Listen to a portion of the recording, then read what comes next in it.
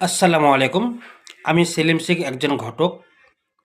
আপনাদের সামনে আমি সুন্দর সুন্দর প্রোফাইল পাত্রপাত্রীর আমি সংক্ষিপ্ত আমি জানাই আপনাদেরকে। আপনাদের পরিচয় দেয়, সন্ধান দেয় পাত্রপাত্রী। আমার কাছে সুন্দর সুন্দর পাত্র আছে, পাত্রী আছে।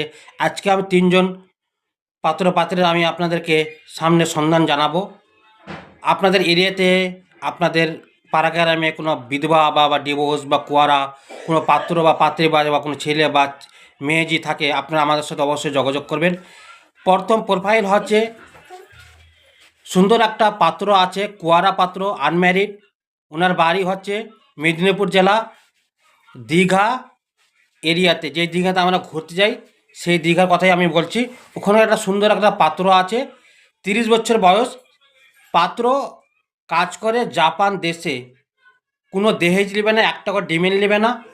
পাত্র সুন্দর আছে দেখতে, পাত্রীর সুন্দর চাই দেখতে, লেখাপড়া চাই, 1 টাকা ডিমেল নেবে না। আপনাদের আশেপাশে গ্রামে আত্মীয় স্বজনে কোনো সুন্দর পাত্রী থাকে, লেখাপড়া পাত্রী থাকে, আপনি অবশ্যই আমাদের স্ক্রিনে দেওয়া নাম্বারে যোগাযোগ করবেন। দ্বিতীয় পাত্রী আছে মুর্শিদাবাদ সাগরদিঘি এরিয়ার, বয়স 26 বছর। একটা ছেলে আছে, ডিভোর্স আছে। এর জন্য কোনো ছেলে বিয়ে করতে চান যাদের ডিভোর্স হয়ে গেছে, তো আপনারা অবশ্যই আমাদের নাম্বারে যোগাযোগ করবেন। দেখতে সুন্দর আছে, 12 ক্লাস অবধি লেখাপড়া আছে, আর একটা ছেলে আছে।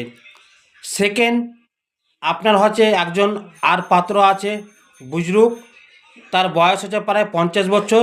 বাড়ি হচ্ছে দক্ষিণ দিনাজপুর বুনিয়াদপুর এরিয়াতে। তার বয়স 50 বছর, ডিভোর্স হয়ে গেছে, বাড়ি সুন্দর আছে, জায়গা আছে, জমি আছে, জায়গা আছে। 50 বছর বয়স।